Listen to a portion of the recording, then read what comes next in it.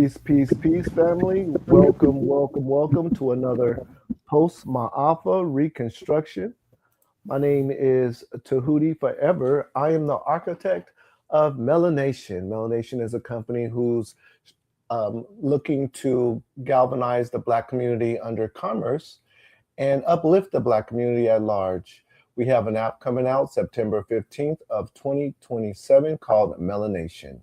So please keep in mind and look forward to that app. Miss Lizzie Woody, can you please introduce yourself?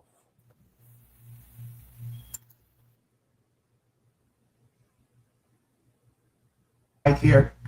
Can you hear me? I can. Okay. This is Lizzie Woody coming to you with another podcast. Post-Maafa Reconstruction. Yes. Yeah.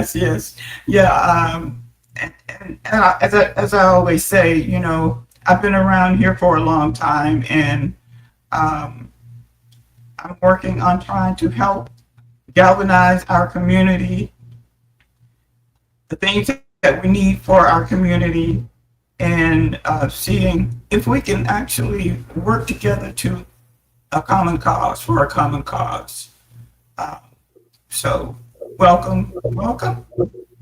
Ashe. So before we hit replay before we went live, we were discussing where our people are, because we're looking to reach out to our people and bring awareness to our people about the infrastructure that we're putting in place for everyone. And we were discussing these different locations that we might find our people situated in. Which locations was that, Miss Lizzie? We were actually talking about one of the first places that I would think of as a melanated or Black person are the churches. That's where we galvanize. That's where we are. And we definitely are going to reach out and start working with trying to educate us on how important it is for us to start talking, start sharing. If we want to include the community, because the silos are gone. Mm-hmm. We don't need any more silos. Right. There's so many different organizations and different companies that have put in the work. We've been putting in work for a very long time. And at the churches, if you don't have to be religious to appreciate the effect that the church has had on our people, and realize that that's where we are. We can't deny that our people are in the church houses, right? And they go there with the best of intentions. Their intentions are good, and they go there for fellowship, and they go there for growth. These are ideas, ideologies. These are powerful strengths that we can lean on when building the ecosystem for melanated people. So I agree that we should definitely reach out to the people in the churches and see if we can galvanize these different church houses. Another place would be educational systems, the school systems, high schools, middle schools. We're there. We're in these school systems. And of course, there are a lot of individual companies, independent school systems that are focused on educating the youth from an African-centered perspective. So those will be our main targets right there, because they're already developing the culture. So the school systems is another location that MelaNation would like to connect with and have a network of schools. Also, let me just add, as far as the school systems, we have, maybe people do not realize it, but we have a lot of new schooling efforts that are out there now. I'm speaking of today, and we have to have that, but we need to know who's out there, who's doing what. Which I think today is the guest today is she about the school that she's starting, or am I wrong? Uh, Our guest she is Miss Ashante, Miss Ashante, Nicola Ashante. We did a pre-recording a couple of weeks ago, I believe, where she introduced us to all the different platforms that she has created. And she created so many economical platforms that people can go register and just get educated and get different applicable resources that they can apply to their lives. So, okay. yeah, she was, you remember Miss Ashanti. Yeah, she's a phenomenal person. I remember leaving that show, amazed. Yes, yes. um, So we're yeah, we gonna did let it. our Um, but as far as the school, I'm just saying people are starting micro schools. As far as our community, people are starting schools. And those schools need to get out there to the community so that the community can be aware of those schools to take advantage, you know, and we can just stop, complaining about the school system because we're creating our own. yes, But we need to know that they're out there, and that's always my thing. Do we know that we have those? So MelaNation App is going to be a part of letting you know, and hopefully you will, pass it on to whomever. yes, But indeed. we need to know. Another main focus of where our people are is entrepreneurs.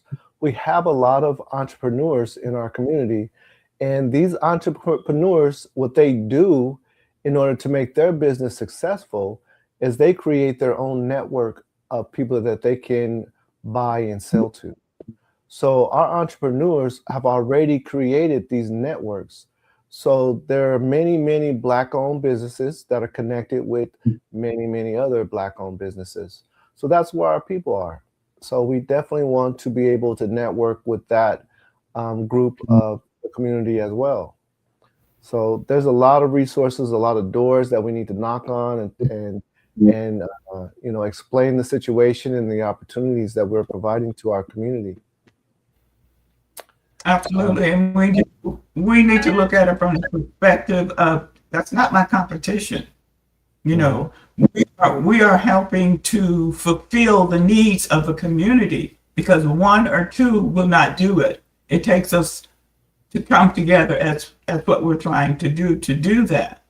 Mhm. So just open up and be open about supporting and sharing each other's information. Yes, indeed. And I know that you've been doing this for a long time, sharing the information, and I understand it's hard to get the information to everyone. You can only reach so many people with the new information.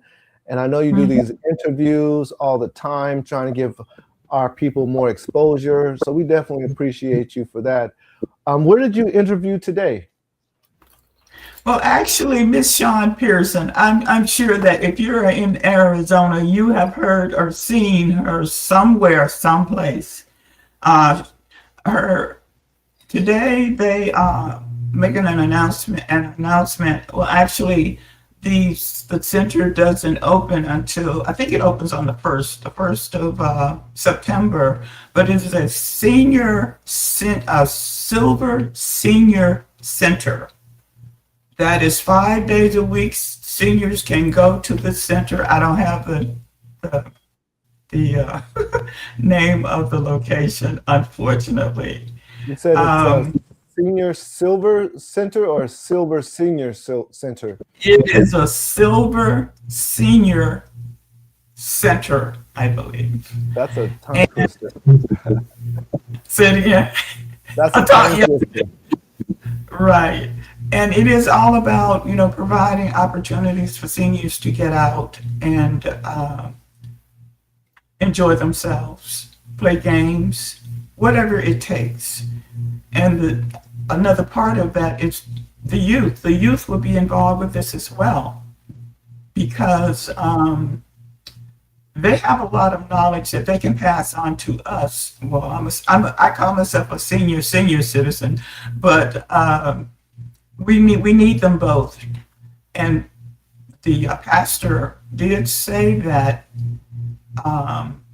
with the youth being involved with the seniors, that kind of gives the seniors an opportunity to utilize their, especially if they have Alzheimer's or illnesses, to where you don't really get a lot of conversation, but dealing with the youth might kind of activate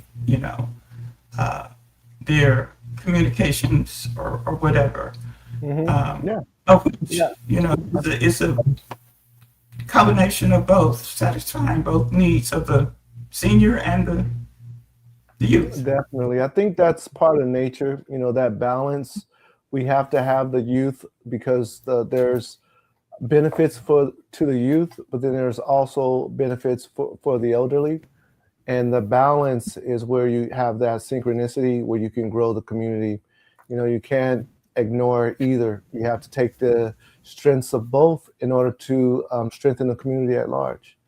So, I definitely agree with the sentiment that you're speaking about. I do have some news, by the way. We have some Okay. news from our developers. We are currently on version number 2 of the Alpha app. We will be receiving version number 3 next month. So we're That's, at the, that's in a few days. yeah, we're at the end of this month already. So by the end of next month, we will have the 3rd version. Like we spoke about the last week in reference to the different changes and issues that we want to have resolved before the app launches.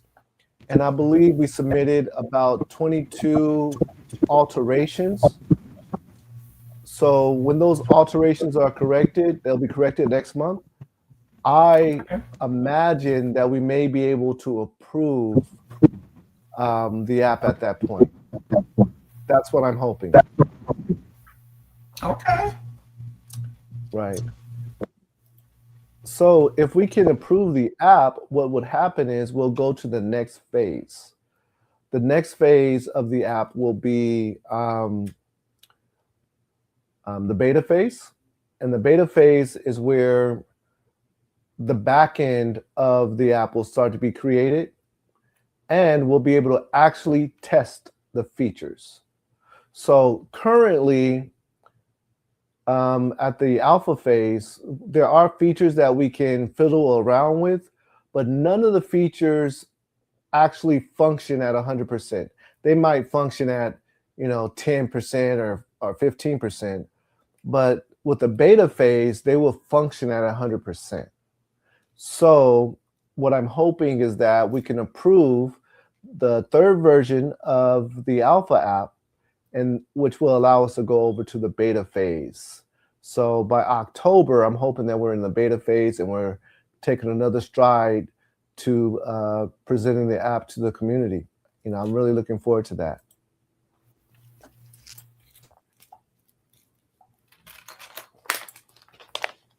So what you're actually saying are you saying that you could select something that you want to do and you can go and actually connect with it? Or could you explain that a little? So the beta phase will allow more functionality, which means you could go onto the app and I can talk to you through the app, right? It will be live for the melanated community, the people that's part of our company. It won't be, live for the public, but we basically be testing the full features of the app. Okay. But that is in the future. And I'm hoping we can reach that point within the next month or 2. Okay. Yes, indeed. So, but the update is that we will have the 3rd version for sure next month. We'll have that downloadable to our phones. This version wasn't downloadable to Apple because we had an issue with the Apple server. However, that issue has been resolved. So for the members of the community that has an Apple phone, they will also be able to download the third version of the MelaNation app. So it'll be available for Android and Apple. Okay, that's good to know. Yes, indeed.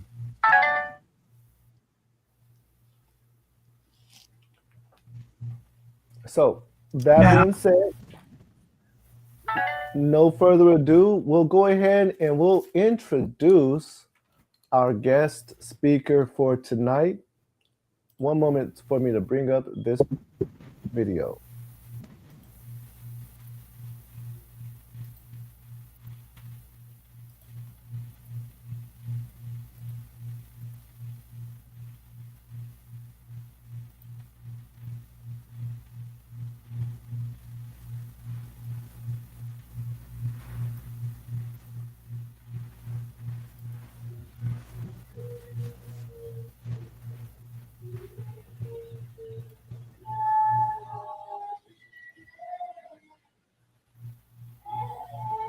All right, we reached one of my favorite segments of the show. We have a very special guest speaker here by the name of Nikala Ashante. She is the founder and CEO of Whole Life Living Academy. She's an educator, curriculum developer, an advocate for Pan-African learning and youth development through global cultural centered education. And we are here with her today. She has a presentation, a beautiful presentation that I was able to witness on another podcast. And I'm just so excited that she has agreed to spend the time that she has with us today. Thank you. Thank you so much for having me. I really appreciate you, all of you. Yes, my name is Nikala Ashante of Whole Living Academy. And I also founded a tech company that occupies between Houston and Rwanda, East Africa, Ashante Global Solutions. And today we are going to get into talking about education, technology, how we can continue to make the world a better place. I just want to thank you all for having me. First and foremost, what you're doing with the MelaNation app is tremendous. It's really an effort of nation building in the technology field from what I can see. And it's going to make a vast impact, not only on African Americans, but I imagine on the African diaspora as well. Ashe, ashe. I am so happy that you came here to bless us with your presence, to give us your presentation. And everything you're doing is so exciting to me. Can't wait to hear about it. Absolutely. Thank you. Thank you. I really appreciate that. If you can tell us your origin story, how did you get started in this area?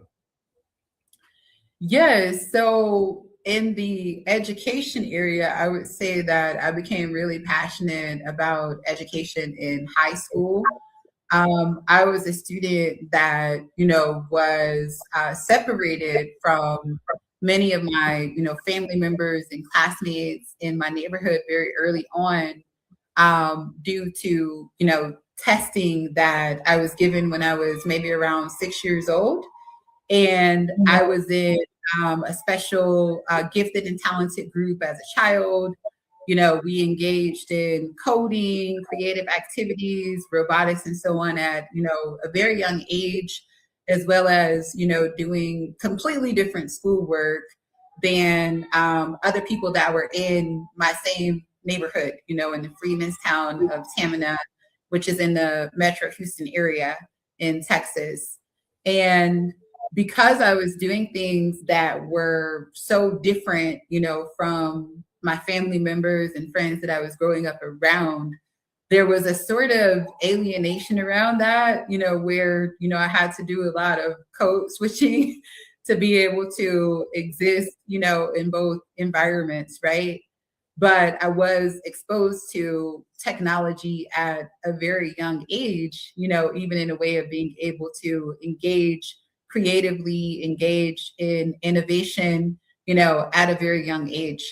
When I entered the 10th grade, I wanted to have the experience of going to a school where I could be with my peers, could learn with my friends, people that, thought like me and, looked like me. And, I had grown up, like I said, in a freedman's town. So it was not, an integrated neighborhood, so to say. It was like concentrated culture, right? Like completely concentrated culture. So it was really important to me, as I got into my teen years, to be able to, be in an environment where I was able to more so occupy that, within educational spaces as well. So I transferred to Sharpstown High School in Houston, and kind of like the interview that came out recently, or maybe it was like a selfie video with the brother, I think his name was Darius Cooks, where he was talking about the high schoolers that were not able to read or write or finish sentences. That is definitely not the case for everyone. Like, we have so many brilliant children, in the public school system that are able to do so many things, but there is definitely an element of that. And, when I arrived at Sharpstown, I saw that there were classmates of mine that were not able to read. With the program that I was in, I was identified to be on a college level around like the 3rd or 4th grade. So my mind was completely blown to see children my age at 15 that were not able to read. Like, it was something that disturbed me on a deep level. And many of the teachers at that time did not look like us, and would even call the other children dumb or stupid, back in those days. Not saying that they still do that, hopefully not. But, they were very overt about it at that time. And that disturbed me as well, because I didn't feel like it was the responsibility or the fault of the children that, they were not able to read or were not able to understand some of the concepts that were given in math and science. So I offered myself to assist. And I would say that that was really where my journey started as an educator. The teachers were like, all right, if you think you could do a better job, have at it, And I was like, okay, I will. And, I jumped in there and, assisted my classmates with, being able to, show progress, so that, I could tell the teachers, like, see, look, they're not dumb, they're not stupid. It's just that, you're not taking the time to actually engage with them, and work through the challenges that they're having. And I would say that my journey with being an educator never stopped, since then.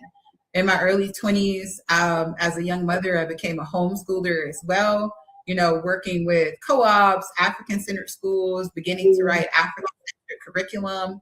And then that continued to develop, over time. I was always making websites, doing graphic design. So coming into this current, AI era, I have had, almost 20 years experience formally as an educator, and an even longer experience within, the technology field. So I've been really excited to engage with these new tools and to look at how they can assist us in being able to move towards various levels of liberation for ourselves as, African descent people. Ashe. Well, I did have some follow-up questions, but you were so detailed that you actually Thank you. Darn. Bar. Yeah. So, as far as the Pan-African global opening for this curriculum, what's the time frame on that? How long have you been working on it? Yeah, I would say overall, about a decade, and it's out there, for people to engage with. PanAfricanCurriculum.com over 2,000 days of curriculum, kindergarten through 12th grade, across all of the core subjects, because it is designed for homeschoolers predominantly. We actually cover from the morning until the evening, because we found that a lot of homeschoolers don't know what to do in the afternoons or the evening. Like, if you've covered your educational material in the morning and then your 13-year-old is like, okay, so can I go play Fortnite for the rest of the day? Then you might be inclined to be like, okay, yeah, like you did your work, go ahead. But of course, if they're doing that every day, then it can actually have a negative effect, right? So you have to have the balance between, the academic goals that you have for each day, and then also looking at, spending time outdoors, engaging in the community with Zims, cultural centers, doing the independent reading, doing the family time. So all of that is actually included, in the curriculum as well, so that there's not a point where you're totally lost. Like, okay, it's 7 p.m. Like, what do I do now? Like, Mama, can I go play Call of Duty? Like, no. It's time for you. It's time for you actually to read that book that we got for you. That's what it's time for before you do that. And then you can have your 30 minutes of screen time, after that. And we found that some of the parents were struggling with implementing the curriculum with their children. And they may have been used to using platforms like, Khan Academy or Time for Learning, where their child can log in and actually complete the lessons, and then they can just support them with that, instead of having to be, so hands-on if they're new to homeschooling, and that can be a bit of a struggle for them. So we're building out a new system now that is completely interactive, that will be ready in this next few weeks, called the Whole Learning Scholarverse. And parents will have access to it from the same platform, panafricancurriculum.com. So you can join the wait list for that now, if you're even thinking about schooling. So is the Whole Living Academy, is it accredited? Do they get credits for going there? Or is it going to be accredited to regular? Yes. Schools? Yes, we are accredited. So Whole Living Academy is our overarching umbrella, our school where we hold live classes. Pan-African Curriculum is a free curriculum that we have created for Black people around the world, the African diaspora, right? When people join the interactive platform through that, they would get their transcripts, report cards, and so on, if we're assisting them with that at a very affordable cost, right? Of course, they can download the curriculum, use the curriculum for free. We received a grant from Bela Education last year for $50,000 that allowed us to be able to, complete and publish the Pan-African Global Open Curriculum, right? So that's always going to be free. The interactive side of it, the Scholarverse, that part, is not free, but it's very, very extremely affordable. And it makes the curriculum interactive, where you can sit your child down in front of the computer and they can actually go through the lessons. Our overarching umbrella, Whole Living Academy, is an accredited, you would call virtual academy or private school institution, right? That is being implemented at home with qualified teachers that are meeting with students through video calls and working with them in small groups, in a way that you may hire a tutor to work with your child in pre-calculus, something you may struggle with, as a parent, if math was not your major, right? And that tutor will make sure that your child is able to thrive. So in a small, private school or homeschool environment, it's similar to that in terms of your child getting that focused attention that is able to bring the best out of them and guide them through all of the subjects, so that they're able to learn and perform at a high level. And then when they're doing that transition to college, career, entrepreneurship and so on, they're doing so on a really solid foundation and developed holistically. So aside from math, science, reading, we're also teaching 21st century finance and entrepreneurship, martial arts, coding, mindfulness, holistic health, nutrition. Children are learning about stocks and, which foods and herbs that they utilize, at a very young age, so that by the time that they're transitioning to adulthood, they're doing so on a solid foundation rather than learning all of those things for the first time, where it's so late in the game that it's like, okay, if you have to really hold on to something for 30 years, the stock market, for example, to see, that compound interest start to work for you, if you're not starting until you're 30, then you're not going to get the most out of it, right? But what if you're able to have that knowledge to get a custodial account at the age of 12, already having the knowledge about how to research the stock market and choose the appropriate things, right? Then by the time that you're 42 years old, you're even able to be in that 6-figure, 7-figure arena, which is something that we really need as a people. We need to have a foundation from the beginning. And we're losing so many people to illnesses, at such a young age. We have to have holistic health, right? We have to have technology. We have to have all of it. So that's what Whole Living Academy is all about, is holistic learning to develop the children fully as holistic adults. That is so great. Nikala, I need to get in this class. Come on. We're gonna bring you in. I think we all do. I need this class. Yes, indeed. And Nikala, You know what? Go ahead, Miss Lizzie. No, I was going to say, before we started the show today, there was a clip that came on. This Black gentleman was talking about this other gentleman that was a teacher, and he was crying. He was crying because there was a 12th grade student that I think either graduated, was about to graduate, and he could not read. Oh. Well, And I'm just saying, how do you account for that? We don't have that issue at Whole Living Academy, to have to account for it. It takes such a disconnect over a long period of time to get to the point of being in 12th grade and not be able to read. Now, we did recently have a 12th grader who she received a scholarship to North Carolina A&T for forensics. And, she received a grant from the National Council of Black Studies Freedom Project for launching her app that she did in her honors entrepreneurship capstone.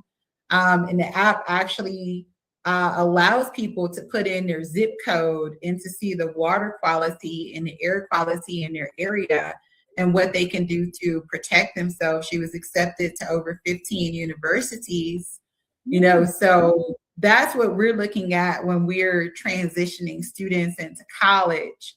And that's because of the focused attention. Now, I did teach in a public school system before. And when I was in there, I did see exactly what you're talking about. I remember there was a young man named Jose when I was teaching 7th grade, and he was 15 years old in the 7th grade at this time, and he was not able to read. And I was so concerned about him. And I sat down with him during class. I was teaching writing. And, I sat down with him, and he was learning so fast, just giving him those little tidbits. And he was like, oh, I get it. And I was like, oh, snap. Like, it's not that he can't learn.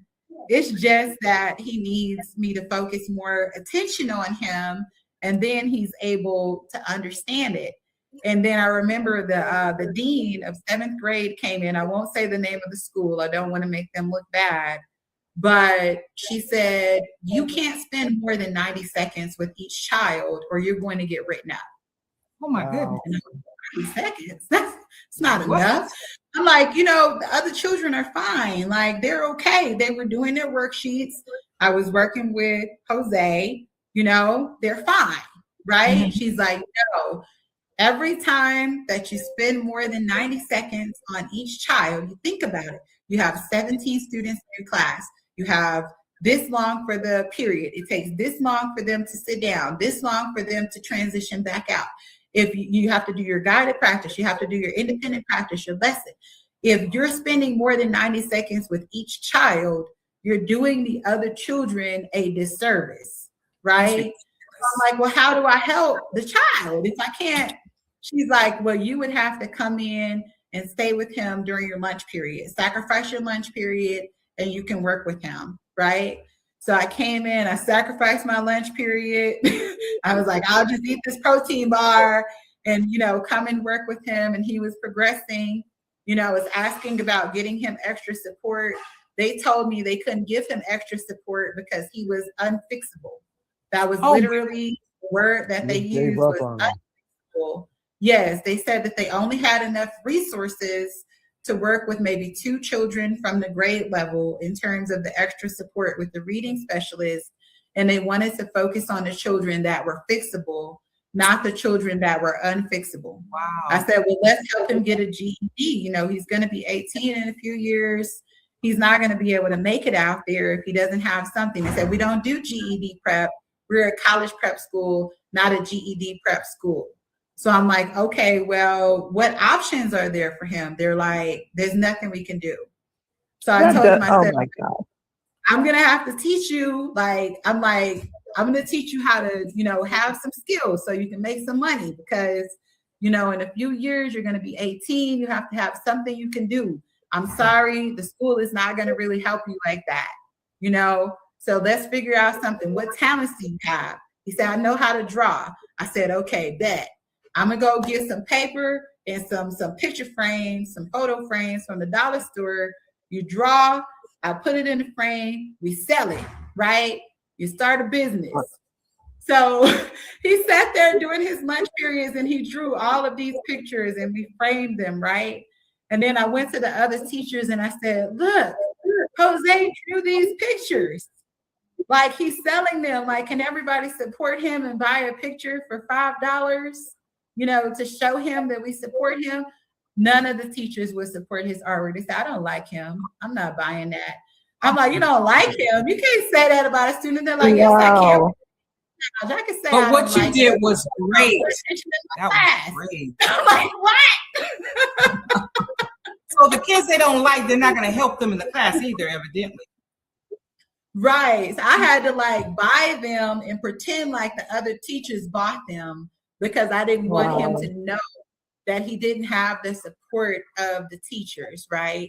And so that's just one story of many, many, many, many stories that are out there. If you talk to teachers, all around the country, right, you'll see that these stories are not really uncommon, the story you were telling from, Brother Darius Cooks, right? There are also so many brilliant children who do thrive, even in those systems, but, you have to think about the outcome that you want to get. Tupac had that piece about the rose that grew from concrete, right? And we have so many roses that grow from concrete.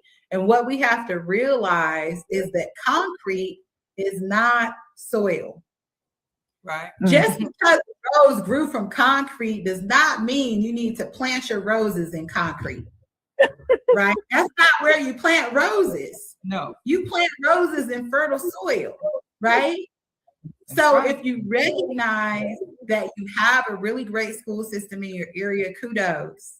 If you recognize that that's not the case in your area, don't plant your children in concrete expecting them to thrive as a rose because roses are not meant to grow in concrete. You don't take a plant and say, okay, I know plants are supposed to get sunlight, but let me put this one in the oven because the oven is hot too, just like sunlight, and just see what happens. Maybe it'll be okay, right?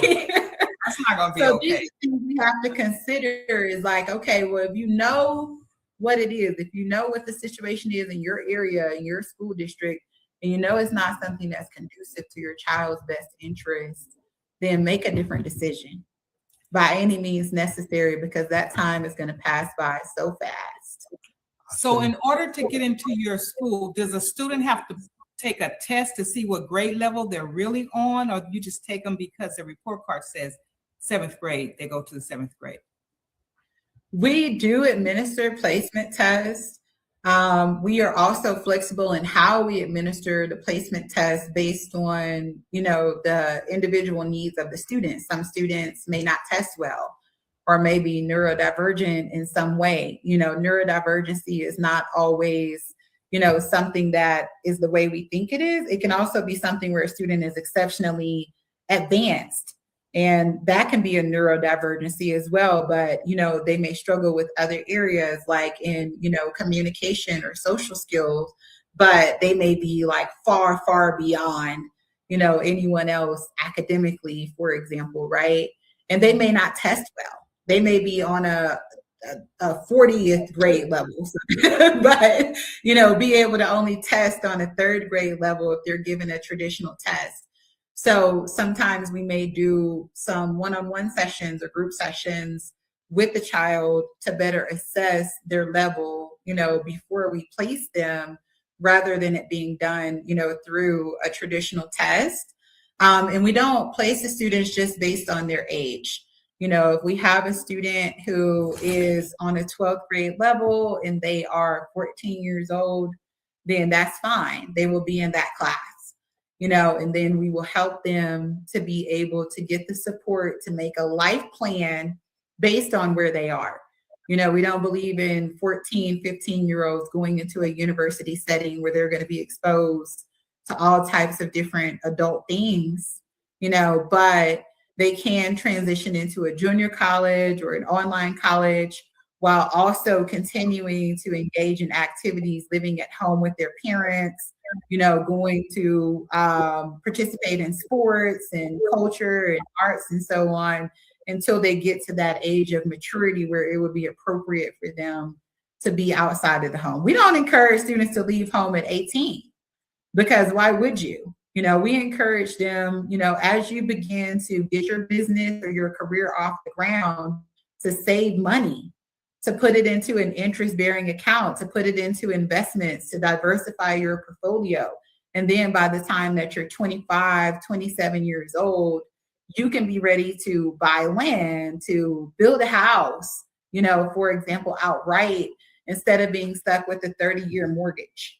If you're leaving home at 18, what foundation do you have to stand on unless your parents are wealthy? Right? We have a student who we graduated a few years ago at the age of 16. She had $30,000 saved up from lessons that she learned in our financial literacy and entrepreneurship class. By the time that she graduated, when she turned 18, she bought land from me. I have a real estate investment company. She bought land from me at the age of 18 so that she could begin preparing herself to build an Airbnb. Now she's getting ready to graduate, at the age of 19 with her bachelor's degree from, what is it called? It's one of the science universities in Canada that, she ended up transitioning into. But yes, so, we look at, hitting all points to really prepare you for life. Because otherwise, what are you doing? You're going out there, okay, you made all A's, you have a 4.0, you have a 4.5, you have a 5.0, you have a 5.5 GPA. And then you're going out into the world and you don't know what to do. Right. How is that going to benefit you if it's not translating into how you're able to build the structure for your life beyond high school? Right? So those are things we have to think about as well. I'm really, really excited to get into this presentation because I've seen parts of it on Asar Imhotep's live. And I know this presentation was very, very fantastic. So if we can go ahead and transition into that. Yes. Okay, so again, thank you so much for having me here today. And, as I shared, Co-Living Academy is a virtual academy, an online school, Pan-African Global Open Curriculum, which we've created at panafricancurriculum.com, is also administered online. So all of these are related to technology. And there are other areas in technology that we need to consider as well, just like Brother Tehuti has with the MelaNation App, to be able to contribute towards nation building in the African diaspora, right? And so let's get into looking at that. So when we look at our tradition throughout history, we can see that we have been harmonious and observant. We built mathematics, astronomy, engineering by watching natural systems closely over long stretches of time. Harmony with nature was our discipline of study, practiced across generations. This practice runs centuries older than the word biomimicry. Biomimicry is when you're copying something from nature to create an innovation, right? In our tradition, historically, we practice something I like to think of as synergistic innovation. So, for example, when you see this brother here in Ghana weaving the kente cloth, the loom that is being produced on is actually derived from observing the spindle of the spider. When the spindle of the spider emits those strands of webs, it's the same way that the loom works with the yarn that you see being woven together here. So you can imagine how closely that they had to study the spider to be able to create something based on that, that can produce clothing, also scarves, and so on, that are able to last for centuries. AI is the newest instrument to be able to implement this type of work that we have always done, being able to create innovations that are both harmonious and observant. So when we look at our tradition from history, we can see that we were able to look at nature, look at what was around us, and then build something that could be used for centuries. Even in ancient Mali, we had the termite mounds that informed the passive cooling of the Eastgate Center in Harare, a building that runs on a fraction of the energy of, the traditional or conventional cooling systems today. The Dogon architecture, the Maasai, the Yoruba, they all had environmental designs that read landscape, weather, and living systems as data. Even when we look at Nile astronomy and the calendars, geometry, and engineering built there that lasted for civilizations, we can see that, we had use of biomimicry, observing nature, and then building something harmonious based on that. And I'm seeing that the pictures that I have here are not showing up in my presentation. So I'm going to stop sharing for just a second, to reload it. As I'm reloading it, I want you to think about this statement. Technology and biomedical research have spent most of their history solving for white male bodies, white male faces, and white male problems, right? These are the bodies that drugs were tested on. These are the faces that cameras were trained to see. These are the problems that were funded. And we can see this in the facts. If we look at FDA policies, if we look at the National Institute of Health Revitalization Act, we have been excluded by design, right? So exclusionary trial design produces exclusionary medicine. The harm is structural. Even when we're looking at AI and computer vision, we find that the algorithms were trained on white male faces. And one of the main data sets that was used for years being trained on those faces, the data was almost 84% white, right? So of course, if you have these studies that are based on white males, if you have even the computer vision being trained on data that relates to white males, then we can see that the results of both of those issues would be that, you know, the medicine that is being designed is not going to be as effective for us and for our bodies. But also what we will find is that the algorithms themselves become inherently racist, right? Now, I'm sure everyone here has experienced maybe someone in their family, you know, if not even yourself, being profiled. Has anyone had that experience here or seen a family member have that experience? Yes, yes. I think you were on mute, Sister Marjorie, but you said yes, you had that experience. Yes, and I've had a lot of relatives that experienced that. Yes, so imagine if now the issue is actually combined into the technology itself, where instead of it being a police officer that may be misidentifying you, it could even be a camera that's misidentifying you and then referring you into the criminal justice system based on that misidentification. How would you be able to fight against that? Right. Yeah, I Right. had So yes, and so that is, you know, this new era that, you know, we're coming into now. We're coming into an era where we even have algorithmic racism that is taking place. And because of the data being based on white males, we can risk, you know, having those types of, you know, misidentifications happening.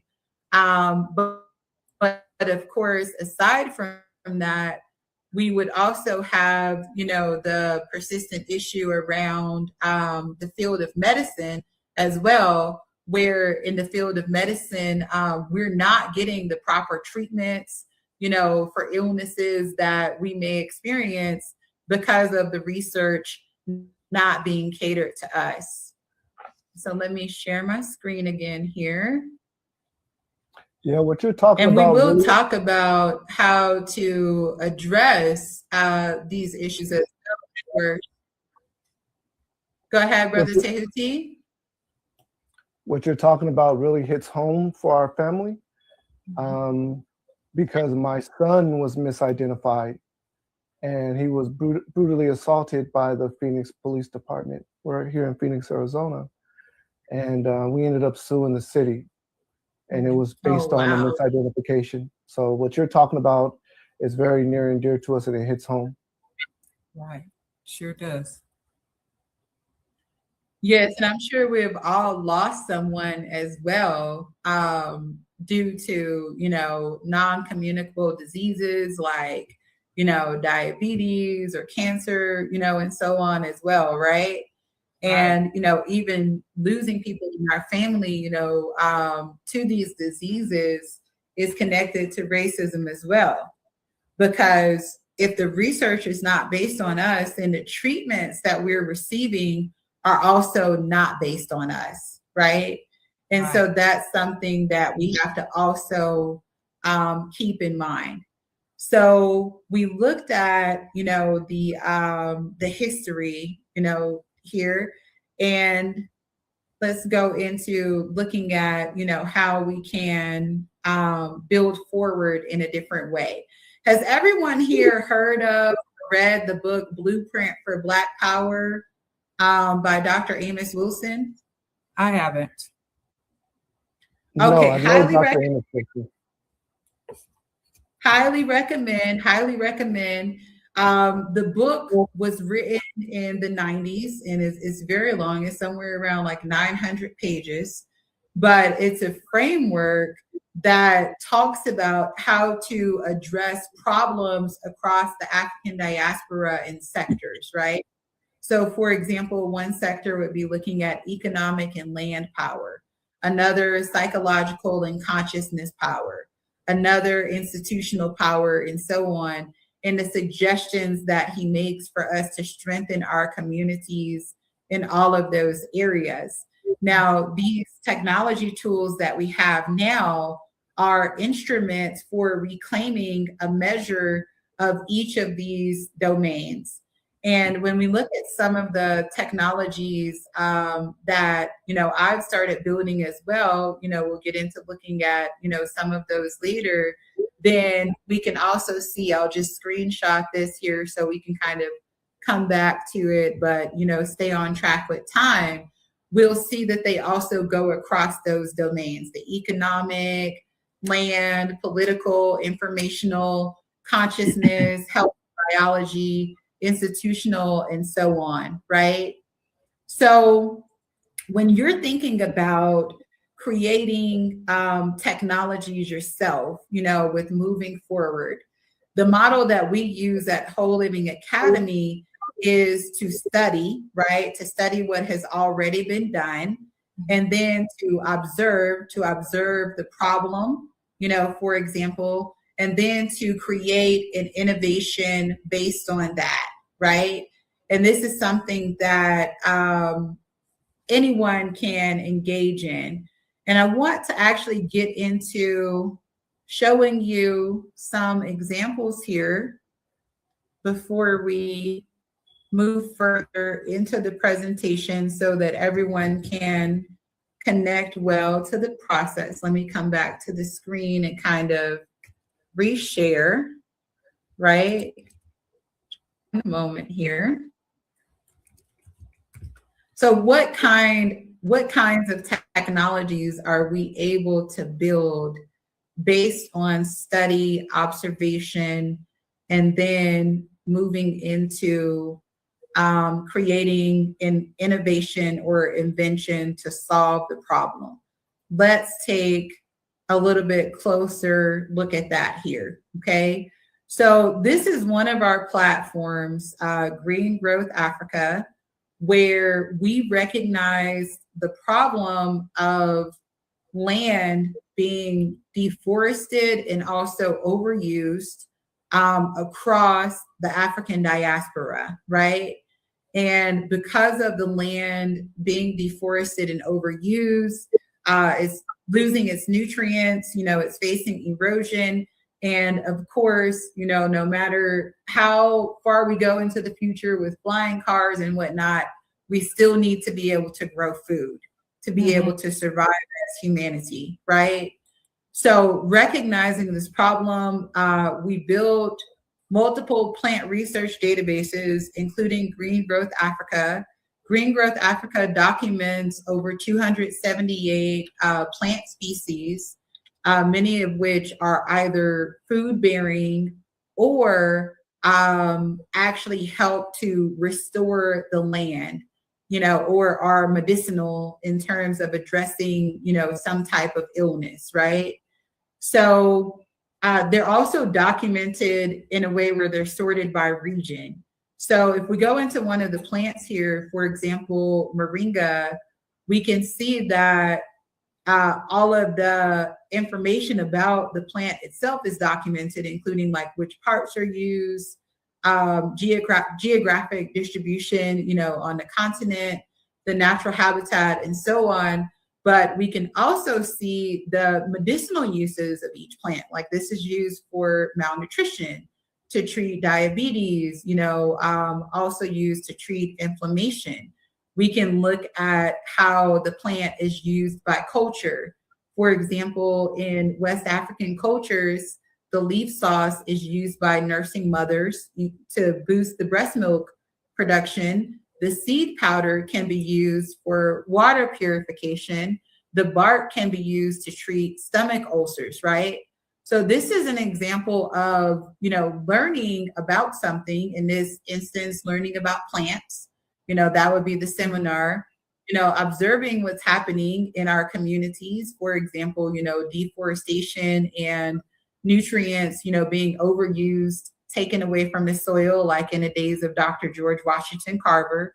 And then looking at how we can address these issues by creating a solution like Green Growth Africa, where people can come, They can see, you know, all of the documented research on each one of these plants, you know, also how to cultivate it, you know, the business and economics of it, because of course, for people to be invested in something like this, they have to see how it can be, you know, beneficial to them on the financial side as well, right? And just like what you see with the moringa here, there are over 250 plants that are documented the same way on this site. We also have simulations that we've built out for children to engage with so that they're learning about the plants at an early age, you know, how to do herbal medicine formulations, you know, looking at learning about crop rotation, ethical foraging, herbal fermentation, and so on, right? When we talk about using moringa to purify water, it may sound like, oh, that sounds cool, but how do you do that? Like, how could I possibly use the moringa tree to purify water? Well, we actually have, you know, simulations that we have built in that talk about the issue itself, you know, clean water as a human right, you know, why it's important to have clean water, and then going into talking about how to actually use the moringa seeds to purify the water, you know, step by step, you know, through the simulations that we have here, as well as other tools that, you know, both children and adults can use. We have built a similar site specifically for African-American children who are in the US, who resonate more with Dr. George Washington Carver, the carverschool.com, which you can see here. This is a Whole Living Academy project. This is also used as a science curriculum in other schools, such as Kamali Academy, another great African-centered school that's and the students are able to learn about the history of Dr. Carver, to actually get into looking at, again, the data on each of these plants, and then engage with simulations. But in this case, you know, it also shows those plants that, you know, grow in the Americas and focus on them as well, so that, you know, the students can have a good idea of the plants that are around them and how they can benefit from them, right? Another innovation that's based on that process, learning, observing, and then looking at solving the problem. I mentioned this one to you earlier. This one was built in collaboration with one of my 12th graders that just graduated in May of this year, Zahara Taylor. And at the time that we built this, she was admitted to over 10 universities. But by the time that, you know, she actually walked the stage, she was admitted to over 15 universities at that time, right? So when we look at this project, what we're doing is solving the problem of not having access to the data about the community around you, right? Can someone here give me their zip code? 85041. 85041, is that it? Correct. Yes.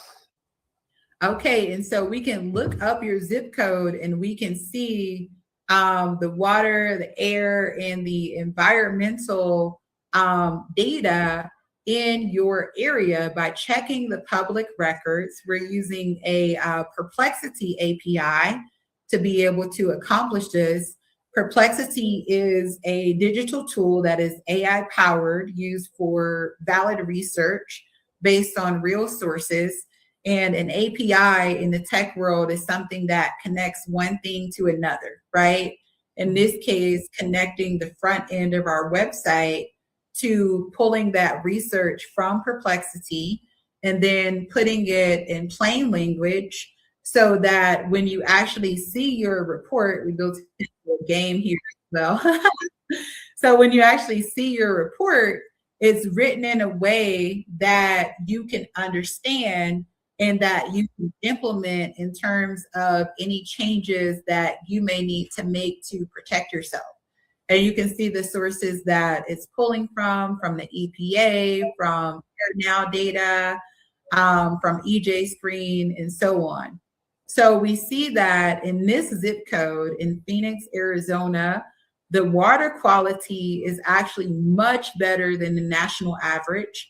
The air quality as well. However, there are some issues with, the land that, in comparison to other areas like contaminated and Superfund sites that are nearby to the zip code, for example, that, would be of concern. This is literally the best water that I've seen ever, like in the history of running these reports. So Brother Tehuti, if this is the area that you're living in, you're very fortunate, like compared to the rest of the country in regards to your water. So we can see that everything is within limit, the ozone, the fine particles, the coarse particles and so on, right? The air quality, is actually really, really good. You do have, the issue of some sites nearby that may have some contamination, like regarding the land itself, but you're really safe in the area that you're living in, like much more so than many other areas in the United States. Now you can imagine that if we were to pull this up for, Houston, Texas, or Flint, Michigan, right. Those numbers are going to look very different. And you need to know how to protect yourself, like what types of filters are going to work on what you're seeing coming up in your water. Because if you're pulling up the city water report, you're not going to see there how you can actually protect yourself. So you can start to feel powerless, or even like you don't want to know because there's nothing that you can do about it, right? But there is something that you can do about it. So you can see here, if you have lead, arsenic, radioactive materials, all of those can be filtered with a reverse osmosis filter. And for those things like bacteria, viruses, that the reverse osmosis filter may not work as well on, you could use the carbon filter. So you can actually get a filter that has a combination of the two to be able to address all of those issues, generally for less than $200, to help you to prolong your life, right? Even with the air quality, you can look at keeping your windows closed, using the HEPA air filters inside of the house, right? And then those can assist you with being able to improve your health and prolong your life as well. So having the information gives you a way to be able to protect yourself, right? How do we come up with this idea to be able to take that information and process it in this way and make it accessible to people through first learning? This particular student, as I shared, is going into the field of forensics. And what we're looking at here is environmental forensics, right? And then taking what we're learning and then combining that with the problem that we observe within our community or within our nation, and then creating that innovation. Another example of this in the health field is this platform that I built with my son, who is a computer scientist, Afrogenomic. And with this platform, we take the DNA file. Does anyone here have their ancestry test done? Yes. Okay, Yes, where are you from? Where am I from? Where did you see that you're from in your ancestry report? Oh, mostly was Mali. So it went back 3,000 years, and it placed, I think the largest percentage was about 38% was my highest one, and that was Mali. Okay, and was that like Ancestry.com, 23andMe? I did Ancestry.com, and I also did the African Ancestry. So the African Ancestry put me 38% in Mali. And again, the way they work is different time periods. So the Ancestry.com, you know, they weigh it differently. Like one is on the mitochondrial DNA, and then the other was on like I'm not really sure how Ancestry.com weighed theirs, but they actually had me in Nigeria. It was like 50% in Nigeria, and I'm not sure the time frame. Did you ever download your raw data from Ancestry.com, the TXT file with your RSIDs in it? I did. Okay, so that file, right, that has your raw data has a lot of other information in it, right? And so if you are able to interpret those RSIDs, you can look at your genetic advantages, how to support your body, nutrition and movement that match your profile, stress, sleep, emotional care, right? And so we actually built out a platform that looks at the rest of that data that is within that file. So that file that you have from Ancestry is really only around 10%, not more than 15% usually of your genome. It's not your full genome, right? But just from that portion of your genome, you can usually get anywhere from 150 to 180 health points, both on the positive and the, you know, side of, you know, potential concerns, to show you things about your body, even allergies, medications that you may be sensitive to that you may not know otherwise. And of course, you know, if you're going in and getting these tests done, you know, at the doctor, you can easily spend thousands of dollars on each test, right? But if you have that information and you can see the flagged areas very clearly, then if you do decide to go and follow up with the MD around areas of specific concern, you're not having to spend $100,000. You can just focus on that one area that you recognize, you know, may be a big issue, right? So just for example, in my Ancestry file, I saw that when I build Afrogenomic as a database, we also build an African American health marker based human genome database to go along with this as well, right? And I saw that I had a sensitivity to a certain medication that's used for chemotherapy, right? Now, my mom started chemo in around the spring of last year. So it was like I, you know, had found this out, you know, through the process of my own research and testing my platform. And then, you know, when my mom was starting chemotherapy, she had not taken the Ancestry test, but I brought it to her attention. I was like, hey, I don't know if this may be an issue for you too, but if it is, this is a huge red flag. Maybe you can ask your doctor about this. So when she asked her doctor about it, they said, oh, it's going to be too much trouble. It's going to cost too much to do the test. So we'll just give you a different medication and be on the safe side, right? So even with her bringing it to their attention and asking for the test, they still did not give it to her. But they did change what they were going to give her to be on the safe side. Otherwise, we don't know what would happen. Right. And if something had, you know, and at this point, you know, she's been going into remission, right? But if she had loss of life, like my grandmother, her mother, what would they have said besides, oh, I'm sorry, oh, my bad, or oh, that's not our fault. That's just the natural course of things, one or the other. But there's nothing you can do to reverse loss of life, right? It felt like the solution to what you were mentioning earlier, as far as how the pharmaceutical medicine is based on the Caucasian makeup. Yes, it's definitely part of that solution. You know, for myself, I'm in the last semester of becoming, you know, a board certified naturopathic doctor. I'm someone who has been studying holistic health for about 20 years and studying allopathic medicine even before that. So that's a part of, you know, my background as well.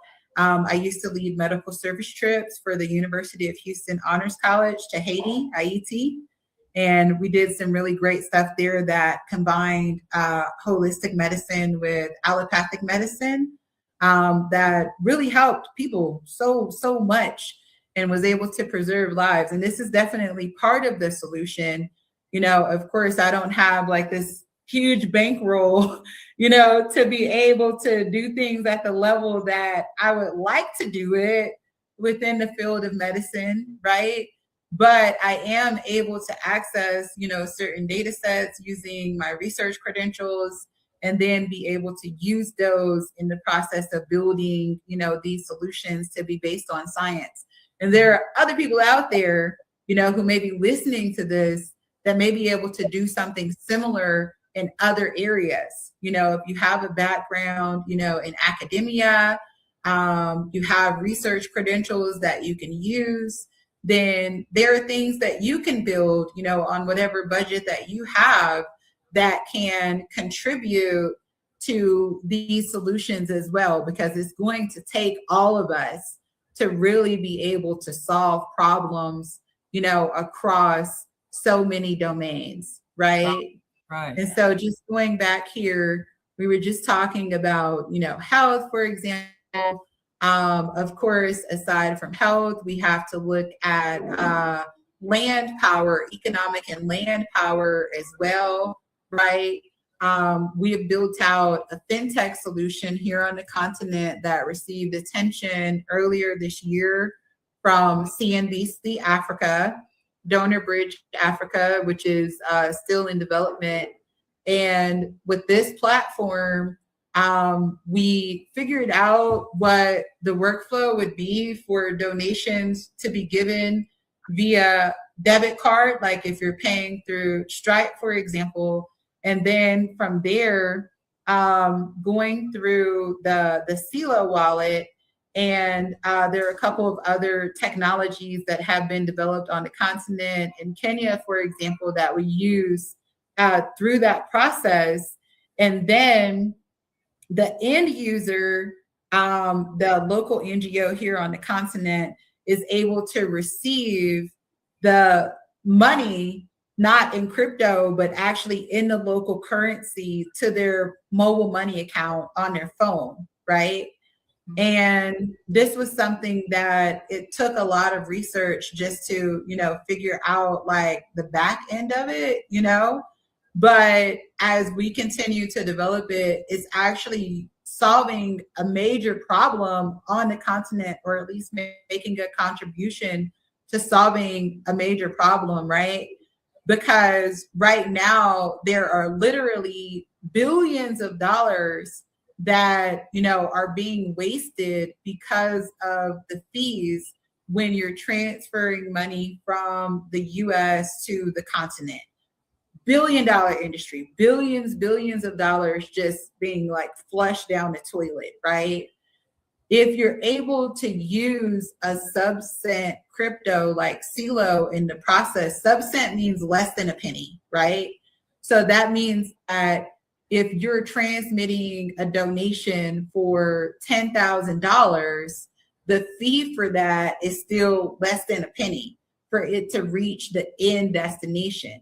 So wow. Even if there's a small amount taken out by Stripe of, let's say, 3%, and then a small amount taken out by, you know, Kotani Pay, for example, on the other end of, you know, 1%, you're still not looking at a huge amount coming out. But if you're transmitting that money through the traditional systems that we're using now, you know, with the wire transfers and the international fees and so on, you could really end up having a huge chunk of money coming out. We experienced that recently with raising money for one of our community centers. Even though I'm from Houston, I'm living between Houston and Rwanda, East Africa at this time. And one of the community centers that we're currently caring for here is Nzozi Learning Center in Gashora, Rwanda. that was founded by my friend, Miss Jessica Washington, right? And we found that before we started making some changes, if we received a donation of $350, there was an attempt to take out like $50 just in fees. Wow. From that $350. Now, based on what the teacher volunteers for educating these 400 children are requesting, you know, for their travel stipend, that would cover just what's coming out right there, would cover 2 teachers for the whole month coming in to teach the children, right? But that payment for 2 teachers just literally being flushed down the toilet is crazy. So that was something that we had to address. And this is something that is widespread across the continent as a problem that we have to look at and that we have to figure out how we want to contribute to solving that. There are so many other problems in that arena that we can look at and solve. So those of you who are tech founders, or maybe you're just like the idea woman or the idea guy, right? You can think about the solution and then partner with someone who's a tech founder to be able, you know, to bring it into the world. You can bring your ideas into the world now, you know, for so much less money than you could in the past. You can do a project for $2,000 that would have cost you $200,000 10 years ago, right? So that democratization of technology and artificial intelligence, it has to be something that we're using to our benefit to be able to empower ourselves, rather than something that, you know, we're just like, oh, I'm going to use ChatGPT to write an email. That's definitely not using the technology, you know, to the full extent of its power, right?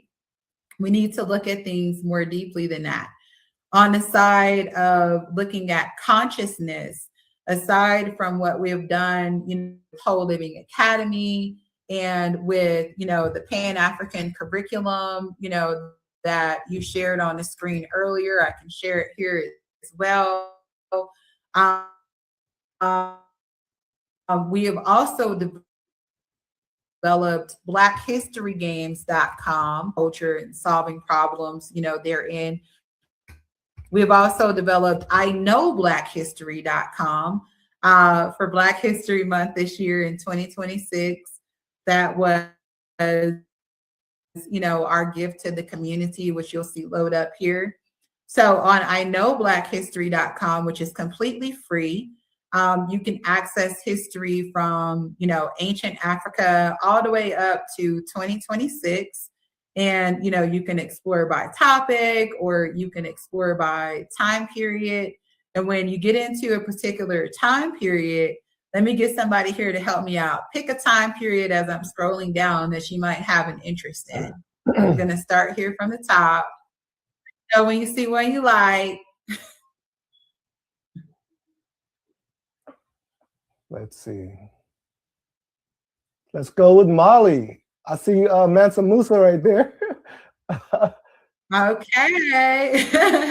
So you can see that when you click into a time period that you're able to actually learn about the history of that time period. And we've taken time to put in the real images that are documented so that even if you didn't have, you know, a Black study background, you know, or degree or anything like that, right? You're still able to get access to the information that is going to contribute to your knowledge of self. Is anyone here an educator or maybe have an education background? I feel like one of these ladies has an education background. Pastor, maybe. Yeah, I mean, that counts. That Okay. counts because that's definitely education too. And, you know, we can even talk about history and so on within the church, right? You know, using that as a way of educating the community as well. So if Ms. you click Jean-Pierre, here. your microphone is muted. Okay, there it is. So what Yes, you were saying that you're a pastor, sister? Yeah, in some sort online. And I did do the Sunday school class for children. And I also did classes at what do you call those schools that are set up for the charter schools? I did classes there. So, but what You're an educator. You're an educator for sure. I just followed the curriculum, what they gave me to do. They have the books and everything. Okay, let's read this, do this, or whatever. Yeah, so you can see here, you know, this is our history, because when we talk about Black history, we're usually looking at the same things, right? We're looking at Benjamin Banneker, Dr. King, maybe Dr. Carver, right? But we're not talking about the Nile Valley's, Great Zimbabwe, you know, Ife and Benin, the Iron Age, the knowledge systems, and so on, going all the way back. Even if you're talking about things from a perspective of Christianity, where do you see some of the oldest Christian artifacts in the world? In Ethiopia, right? And so are we talking about that? So we need to look at history far beyond, you know, where we are now, where we can say, okay, this is, you know, when the Obamas came into the picture, or this is when Black Lives Matter came into the picture. We need to see it going all the way back. And if you want to actually, thank you. And if you want to actually teach from here, you can click educator resources and you can choose any grade level, right? Elementary, middle school, high school, adults, and this is completely free. I know Black History. Which website is this? I know blackhistory.com. This is one of our innovations. Can I ask a question? When you put the zip code in, what website was that? Yes, I know it's so many sites. Y'all have to replay. Understandyourarea.com. Understandyourarea.com. Yeah, we're working on technologies that address all areas of nation building. We've been putting things out that address all areas of nation building. Yes, understandyourarea.com. You put in your zip code, check your zip code, and in about maybe 60 to 120 seconds, you will have a report on your water quality, your air quality, and also the quality of the land in your area, and any affected or be currently affecting the land in the area around you as well. And that was developed with my 12th grade student, Zahara, before she graduated in May of 2026. That is great, great, great news. And I remember the zip code that you live in, Tahuti. I know someone that works for the water company, and he said you can drink that water, it's good, but I didn't believe him. I was like, no, I'm gonna drink my bottled water. I'm not drinking that. But he, right. It was good. Yeah, his water was good. You know, this zip code that I put in just now, this is my zip code for my Houston address. And Houston actually deals with a lot of radiation waste, right? Because you have like the cancer center and so on in Houston, and other facilities that create a lot of like alpha particles and, you know, radiation waste that can affect the water, right? And so when we look at the water quality in Houston, we can see a lot of this is like either at limit or really close to being, you know, at limit that is flagged. So it's not, you know, the worst, you know, to where we're seeing it just pop up as, you know, like all problematic, but we do see that a lot of the things are like right at the limit. So you would definitely want to invest into, you know, a filter if you're looking at, you know, living in an area where you have, you know, some of those issues coming up, right? And then, you know, as I mentioned with this other resource, I Know Black History, that's going into the area of consciousness. You can choose a time period, choose a grade level, and then generate a resource pack for that topic and that grade level in just a few seconds that is downloadable for you to use to teach your class, to teach your children at home, however you're teaching. You have, everything that you can use, the assessment, the extension activities, and so on right there. You can print it out, right? And that way, you're not having to go and read, 200 books to be able, those of us who have, read the 200 books, right? I think it's our responsibility in a way, to make it accessible, because I don't think it's realistic for everybody to be able to go and do a major in Black studies or Africana studies, for example, right? And so for those of us who have, I do think that it's our responsibility to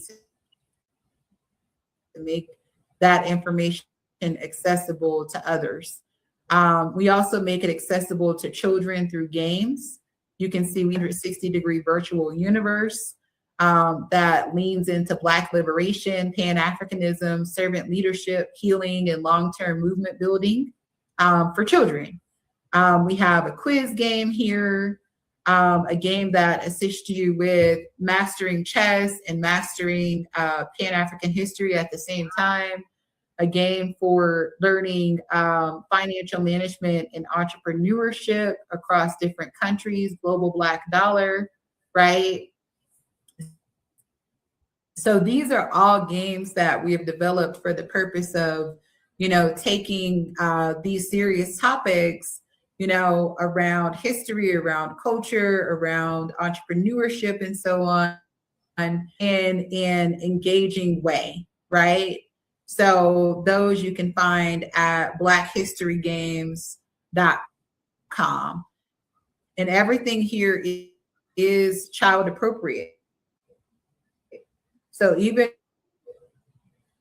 when you play the game where, you're going through the child appropriate, so, you don't have to worry about any scenes that are going to be, very graphic or horrible or anything like that.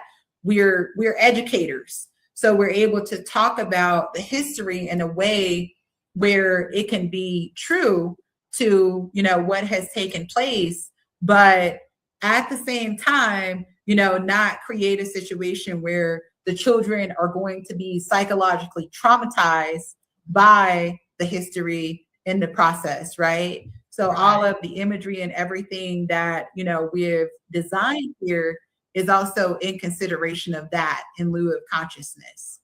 So of course, as you're thinking about your own ideas, those are things to keep in mind as well, right? When we're thinking about institutional educational power, aside from the platforms that I've showed you earlier, we have also built Grant Skills Academy, which also has some free modules that you all can access. Does anyone here need grants? Does anyone, any grants needed in the house? Anybody want some money? Let me know. Yes. Tell us about that. Right. I have enough. I'm about to live on your website. You guys are doing so much. I'm so happy you came and shared this with us. Now continue to share. Yes. No, I'm so happy to share. So I shared with you that we received a $50,000 grant last year, right? We're also assisting with grant writing for, other institutions as well, to help them to receive, funding to carry forward their vision. And, you can be anywhere in the world. You need money to be able to do the things that you're trying to do, especially if they're mission driven, if they're nonprofit. you know, you need to find the money. So you can see we have a free playbook here when you go to grantskillsacademy.com that you can download right away. And then, you know, when you get into the actual modules here, you see grant fundamentals, fiscal basics, platform mastery, reading and RFP, proposal building blocks, budgets, compliance. It took me like a year to build this. Grant management and reporting, funding strategy, U.S. grants for global organizations. You know, there's an educator track here, corporate funding, you know, writing competitive education proposals and so on, STEM education funding, you know, so all of those modules are here for you.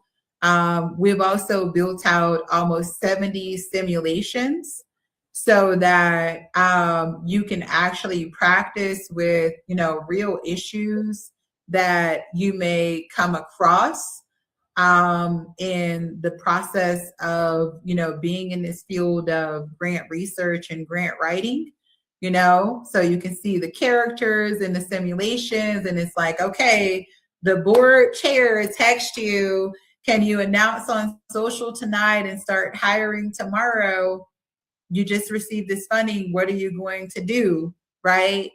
Well, you need to actually look at the award letter, flag every date, deliverable, and cost rule before you start talking about it publicly, right? And so these simulations do help you to be able to really master all of the aspects of the field. We've also built NoCodeSolutions.com to help people to master these AI tools, to know what it costs, you know, even before you get started. There's a free guide you can get here as well, nocodesolutions.org, right? We have courses here that you can access that teach you all of the basics of being able to do what we do.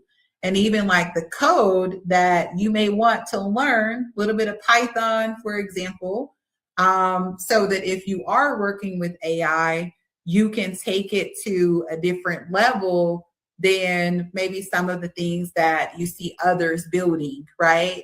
Even if you're looking at working with the cloud, like AWS, Azure, Google Cloud, we have courses and projects that, you know, you can access here to build platforms that would assist you again with addressing issues in the African diaspora.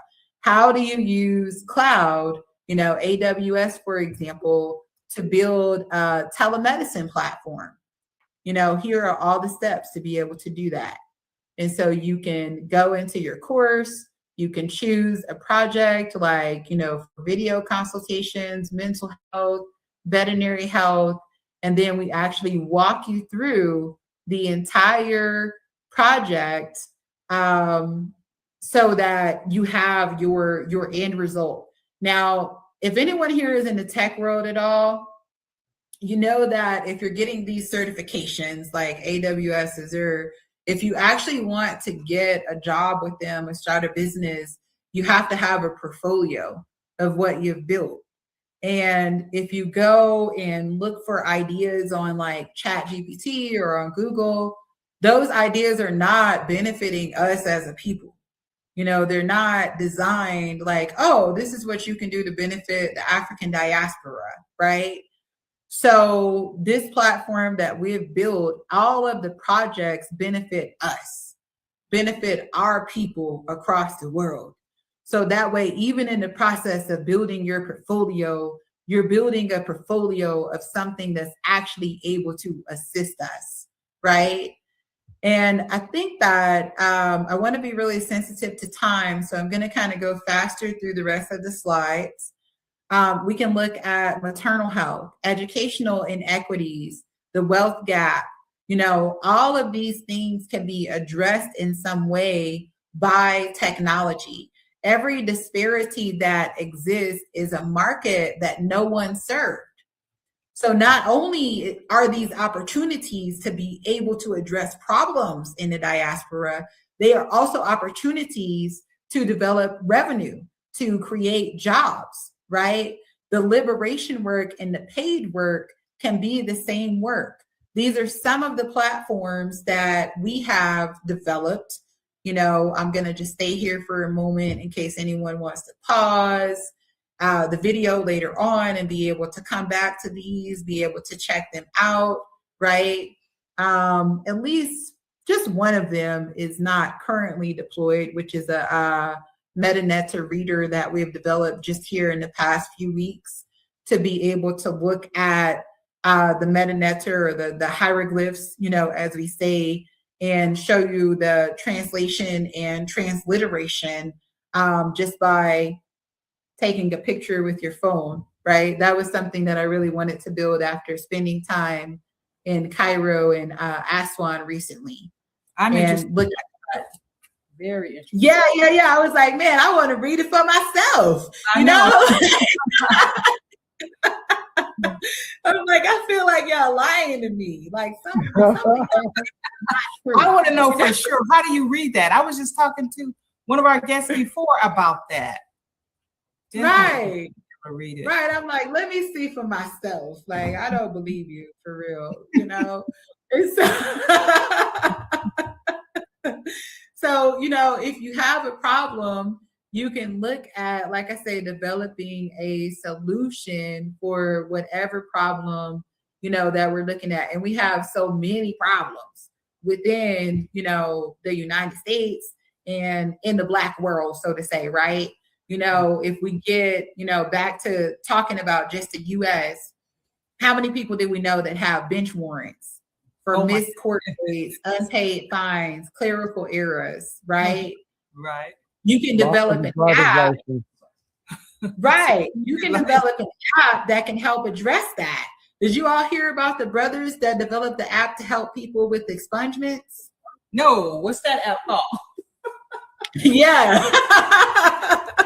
Yeah, there were two brothers from Howard and developed an app. Let me pull it up here that addresses expungements. And so, it actually uses AI. It's called Legalese, right? By Lawrence Blackman and Roger Roman. And it checks your criminal record eligibility to file the expungement, and then it files it via voice, web chat, or SMS without having costly legal representation. And they were actually here in Rwanda last year visiting. At least one of these brothers, was here last year visiting.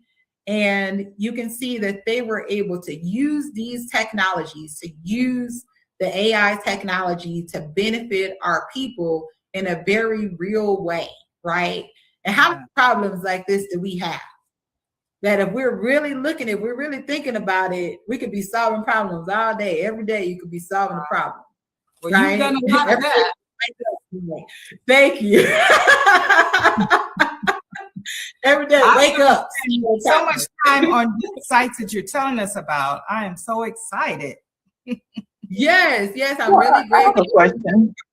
Team, that we have, in the U.S. and here in Rwanda that assist with building all of these platforms that I've shared with you here today.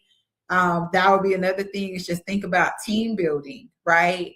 Even if you don't have money, you can still build a team, and maybe you can share on the back end. You come to an agreement, work together to build something. Share the profits from it. Once you start making money, right? There's so many things that we can address. Go ahead, Brother Tehudi. Yes, Miss Lizzie, you said you had a question. My question is the app out now or it's coming? I'm trying to verify what I thought I heard. The Legalese app. The one we're talking about right now.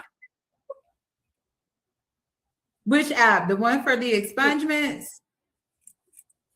The information that you're showing right now, where is it from? As far as the grants and all of that? Yeah, all of those are live. Yeah, so even if you just went to Google if you didn't get everything down and you just rewatch and you say, okay, let me go to Grant Skills Academy and just look it up, right? Then you can see right here, Grant Skills Academy is an interactive online learning platform by Ashante Global Solutions.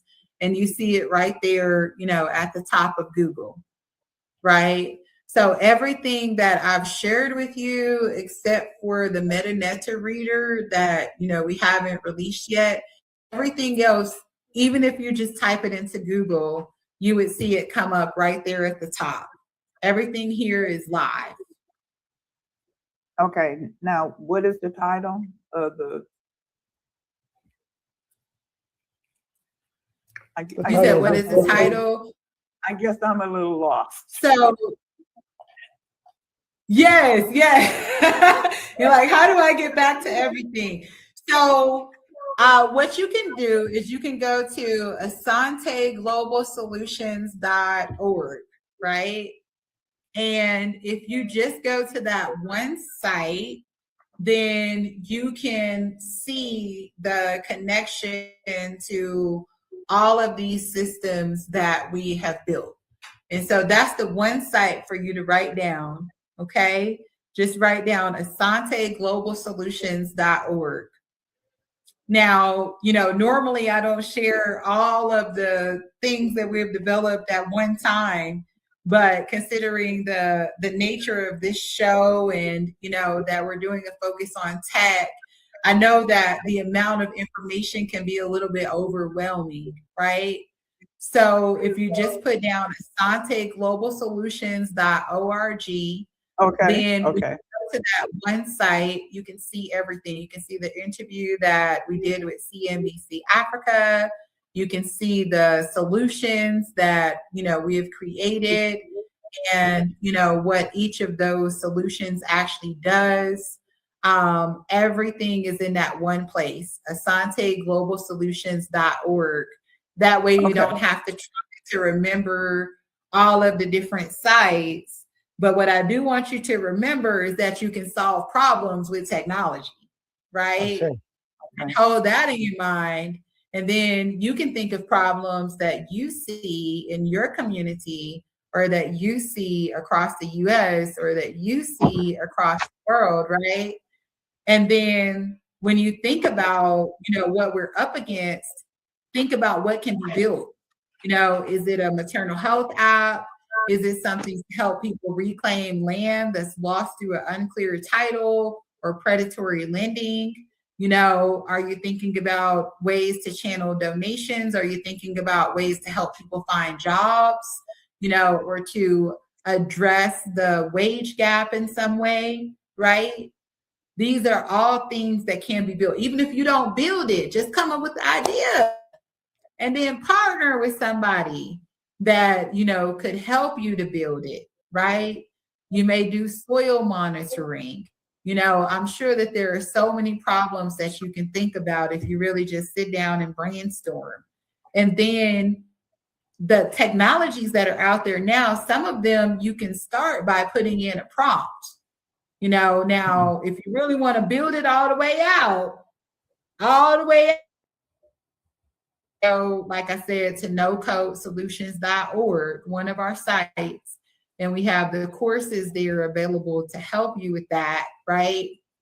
If you want to build it start to finish. But these are tools you can start to explore that use AI. You know, Replit, Lovable. Go ahead. I have a question here because these sites are fantastic. They're magnificent. And there's solution based, and you can apply these to, I mean, I don't think anyone can't find a way to apply one of these websites to their lives that benefits them directly. I think everyone can benefit from something that you've shown us. That's right. So my question is the question that Miss Lizzie normally asks, which is, how do we drive traffic and get this information out to the people? That was going to be my question. Anyway. I'm sorry, I do forget, Miss Lizzie. So before I answer that question, I just want to stay on this slide for at least 5 seconds in case anybody needs to come back to it and take a screenshot, because a prerequisite to that question is, how do we get the money to pay for all these credits to use all these sites in the first place, right? So there are some resources out there that you can use to be able to get free credits. Look for those, resources for startups. You would just need to get a business email to be applicable for a lot of these free credits. So when you go to Google Workspace, if you have, MelaNation, right? You may have an email like info@melanation.com instead of melanation@gmail.com to get these credits, which can even be in the 6 figures, right? You cannot use. So if you want to get credits, and I'm talking about, like, let's say you want to use AWS to build something, like, Amazon has a cloud service you can use to build something that could be like a Uber, but maybe it's a black Uber or something, right? Mm-hmm. You want to build that, you need AWS. You can get $5,000 in AWS credits very, very easily from Microsoft for startups, which is free to sign up for, or from even like Notion for startups. Like, these credits are out there for you to claim. But you need to have a business email to be able to claim these credits, right? Mm-hmm. So you can't have melanation@gmail.com. Okay. It would need to be, info@melanation.com or admin@melanation.com or tehuti@melanation.com, right? It has to be that when you purchase your domain, that you also get the Google Workspace along with it. Alexa, stop. Yes. So that would be the first thing. The second thing, in terms of what Brother Tehuti was saying about mobilizing the technology, and I'm going to come back here to the main screen if I can and stop sharing.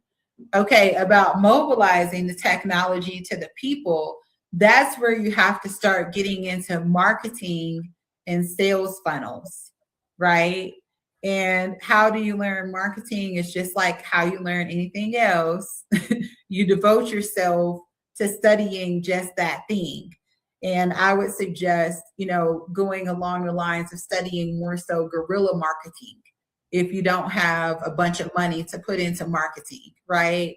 So there's a book called $1 Million Weekend by Noah Kagan that is great, for just getting into some real, guerrilla marketing. You don't have a lot of money, a big budget to put into marketing, read $1 Million Weekend, and you can start getting customers for something that you've created this weekend, right? I can even send it to you as a gift, if you let me know, like after the show. I'm happy to do that. So you have to look at the resources that are out there that are going to assist you with reaching your goal. Anything that you create that you want to have reach the people, it needs to have a sales funnel associated with it. What is a sales funnel? A sales funnel starts with a lead generator, right? Now, if you go panafricancurriculum.com right now, you're going to see a pop-up that says, get on the wait list for Scholarverse, provide your name and your email address, and then we'll let you know when Scholarverse is live. That's a lead generator. Now we have your name and your email. That means we can let you know when this thing is ready. That's going to be good for you, but also good for us, right? If you go to grantskillsacademy.com, it's going to say, get the free playbook to write your first grant, right? When you get that playbook, what are you going to provide? Your name and your email address.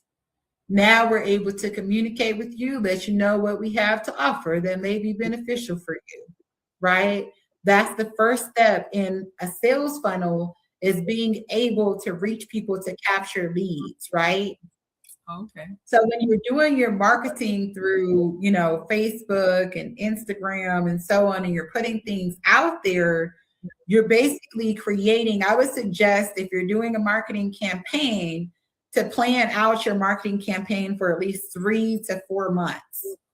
I actually worked with a brother, Vernon Speller, recently, who has a marketing coaching company, and that really helped us a lot with, learning marketing skills and so on. His company is called Embrace Your Free, right? And we did like a 90-day campaign, and then we added some extra days, so it really ended up being like 4 months for panafricancurriculum.com, right? And so we were able to get our wait list, up close to 1,000 signups, on the site almost at this point, through working with him by doing a campaign over the course of time. A lot of times we just create things and then we just put it out there. And we say, okay, I created this. Let me put it out there and see who shows up, instead of taking time to engage people strategically. You might spend a month just putting out engaging content where you're not trying to sell anything. Mm-hmm. You're just putting out things to engage the audience on the platform. Then you're putting out things that will engage their pain points around the problem, which means that you're understanding who has that problem that you're solving, right? Nothing is for everybody. Grant Skills Academy is not for everybody. Grant Skills Academy is for people that want to write grants. So, who would we target? Mainly nonprofit founders, universities that want to do nonprofit training, for students and so on, right? And so reaching out to those audiences based on their pain points, what problem are they trying to solve? Then you can transition to the process of, hey, we have the solution, right? That may be in your second or third month of your marketing campaign. So just think strategically. A lot of times we have that mindset of like, build it and they will come. That's not necessarily true. Like, some people will come, but like not that many, So if you really want to reach, a large number of people, then you may even have to back up your marketing even more and market it 6 months out, 12 months out, build up your leads, right? Do your outreach and when you send out messages and you post stuff, don't just post stuff where you like, come buy my thing. It's $100. It's good, right? Like, you want to make sure that the things that you're posting are educational, are entertaining, are engaging the audience.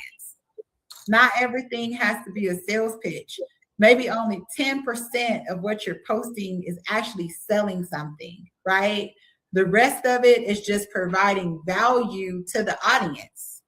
By providing value to the audience, you're holding their attention.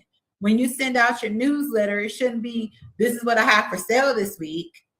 It should be something that's going to benefit the audience, right? Make a positive difference in their lives in some way. Then at the bottom, you could say, by the way, we have this, but they've already gotten the benefit first, value first. And then people are going to say, you've given me so much value.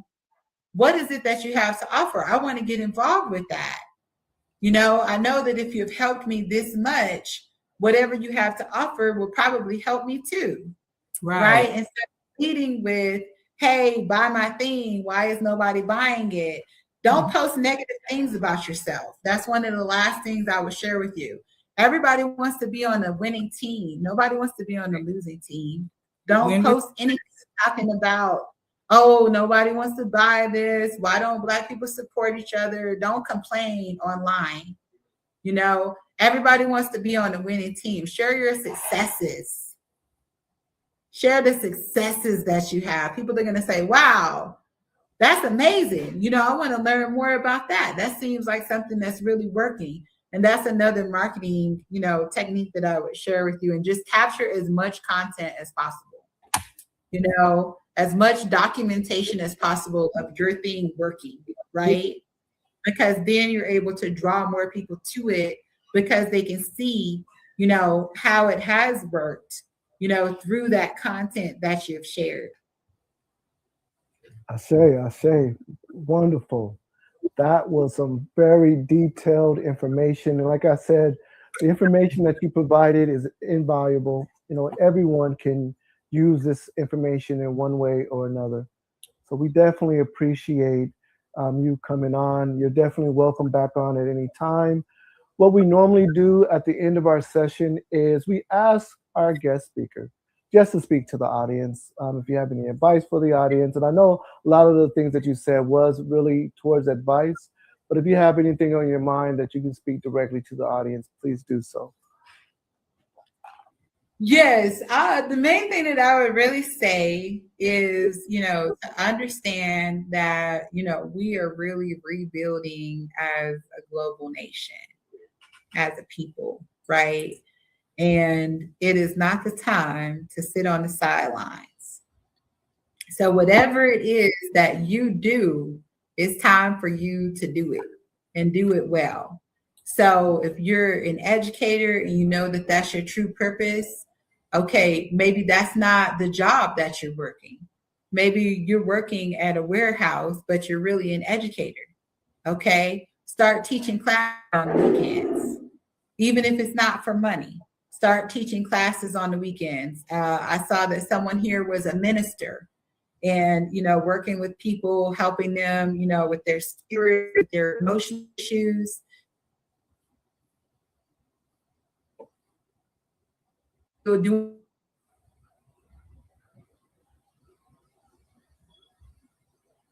Well, we might have a little interruption here. I'm sure she'll come back on. It's been going like this for a while. Uh-oh. There we go. Am I coming back in? Yes. But you're frozen.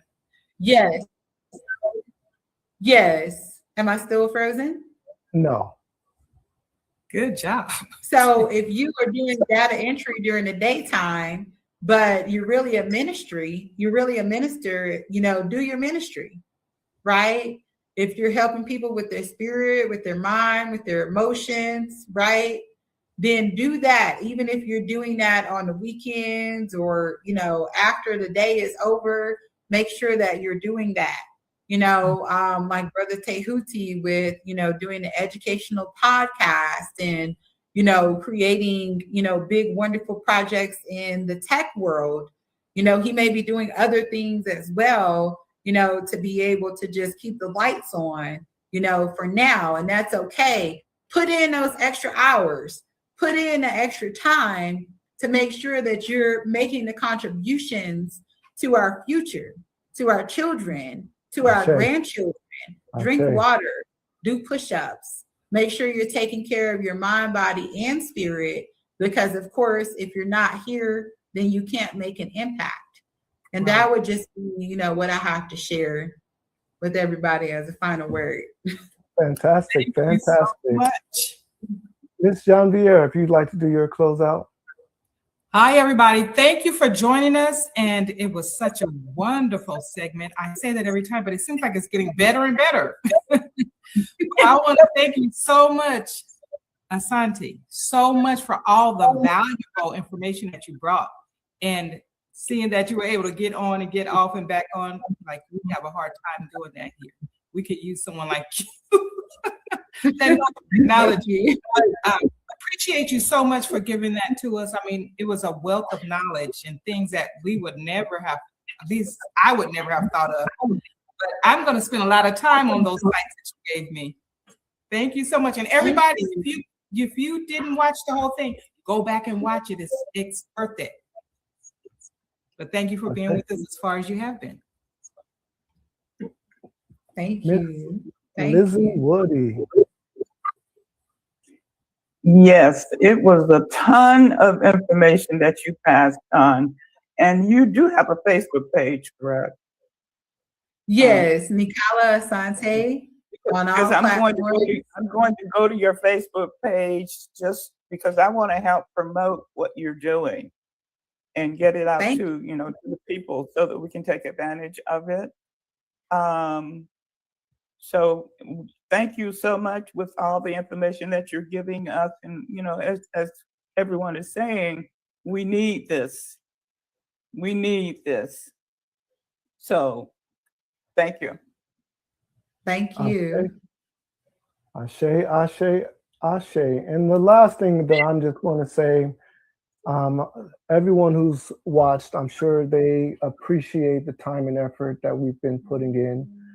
And we're here every Wednesday, 6 p.m. Mountain Standard Time. In the meantime, reach out to Nikala Ashante on Facebook or through, what other means can the audience reach you at? Yes, they can reach me, of course, at Nikala Asante on all platforms, NIKALAASANTE. They can also email me at info@wholelivingacademy.com, WHOLE, Whole Living Academy, info@wholelivingacademy.com. I'm happy to hear from everyone. I look forward to it. And thank you so much for tuning in. This is really a great show.